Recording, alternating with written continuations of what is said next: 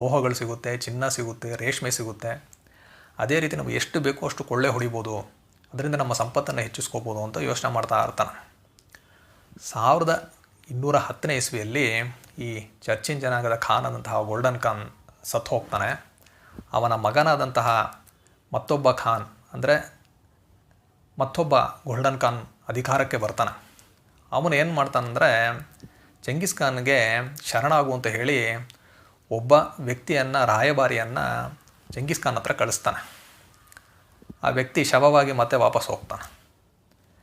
ಈಗ 1211ನೇ ಇಸ್ವಿಯಲ್ಲಿ ಚೆಂಗಿಸ್ ಖಾನ್ ಕೆರ್ಲಾನ್ ನದಿ ತೀರದಲ್ಲಿ ಒಂದು ಸಭೆಯನ್ನು ಕರೀತಾನೆ. ಕುರುಲ್ತಾಯ್ ಅಂತ ಹೇಳ್ತಾರೆ. ಅಲ್ಲಿ ತನ್ನ ಅಧಿಕಾರಿಗಳೊಂದಿಗೆಲ್ಲ ಅವನು ಒಂದು ಸಭೆಯನ್ನು ಏರ್ಪಡಿಸ್ತಾನೆ. ಈ ಒಂದು ಚರ್ಚಿನ್ ಜನಾಂಗದವರ ಮೇಲೆ ನಾವು ಯುದ್ಧ ಮಾಡಬೇಕಾ ಬೇಡವಾ ಅಂತ ತುಂಬ ದೀರ್ಘವಾದ ಒಂದು ಆಲೋಚನೆ ನಡೆಯುತ್ತೆ. ಕೊನೆಗೆ ಅವರೆಲ್ಲರೂ ಏನು ಹೇಳ್ತಾರೆ ಅಂದರೆ ನಾವು ಯುದ್ಧ ಮಾಡಲೇಬೇಕು ಅಂತ ಅವರು ನಿರ್ಧಾರ ಮಾಡ್ತಾರೆ. ಚೆಂಗಿಸ್ ಖಾನ್ ತನ್ನ ದಳಪತಿಗಳೆಲ್ಲ ಏನು ಹೇಳ್ತಾನಂದರೆ, ನಾವು ಯಾವ ಕಾರಣಕ್ಕಾಗಿ ಯುದ್ಧ ಮಾಡ್ತಾಯಿದ್ದೀವಿ, ಈ ಯುದ್ಧದಿಂದ ನಮಗೆ ಸಿಗುವಂಥ ಲಾಭಗಳೇನು, ಇದೆಲ್ಲವನ್ನು ಪ್ರತಿಯೊಬ್ಬ ಸೈನಿಕನಿಗೂ ಅವನಿಗೆ ಗೊತ್ತಿರಬೇಕು. ಕಾರಣ ಏನಂದರೆ, ಈಗ ಯಾವ ಕಾರಣಕ್ಕೆ ಯುದ್ಧ ಮಾಡ್ತಾಯಿದ್ದೀವಿ ಅಂತ ಗೊತ್ತಿಲ್ಲ ಅಂದರೆ ಸೈನಿಕರು ಪೂರ್ಣವಾದ ಮನಸ್ಸಿನಿಂದ ಯುದ್ಧ ಮಾಡೋದಿಲ್ಲ. ಯಾವುದೋ ಒಂದು ಕಾಟಾಚಾರಕ್ಕೋಸ್ಕರ ಯುದ್ಧ ಮಾಡ್ತಾರೆ.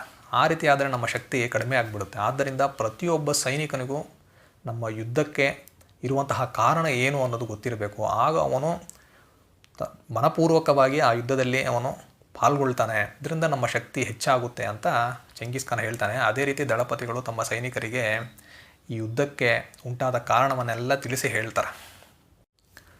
ಪ್ರತಿಯೊಂದು ಯುದ್ಧಕ್ಕೆ ಹೋಗುವುದಕ್ಕೆ ಮುನ್ನ ಚೆಂಗಿಸ್ ಖಾನ್ ತಾನು ತುಂಬ ಪೂಜಿಸುವಂತಹ ಬುರ್ಖಾನ್ ಖಲ್ದೂನ್ ಬೆಟ್ಟಗಳಿಗೆ ಹೋಗಿ ಅಲ್ಲಿ ತನ್ನ ವಂದನೆಯನ್ನು ಸಲ್ಲಿಸೋದು ಅವನ ಅಭ್ಯಾಸ.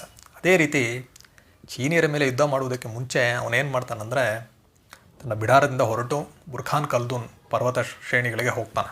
ಅಲ್ಲಿ ಸುಮಾರು 3 ದಿನ ಅವನು ಪ್ರಾರ್ಥನೆಯಲ್ಲಿ ಕಳೀತಾನೆ.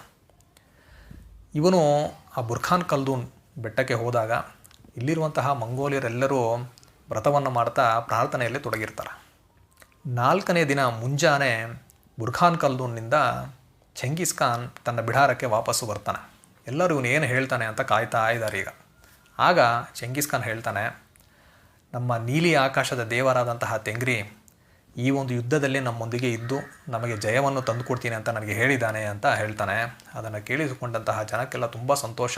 ಅವರು ತುಂಬ ಉತ್ಸಾಹದಿಂದ ಹುರ್ರೇ ಹುರ್ರೇ ಅಂತ ಘೋಷಗಳನ್ನು ಮಾಡ್ತಾರೆ.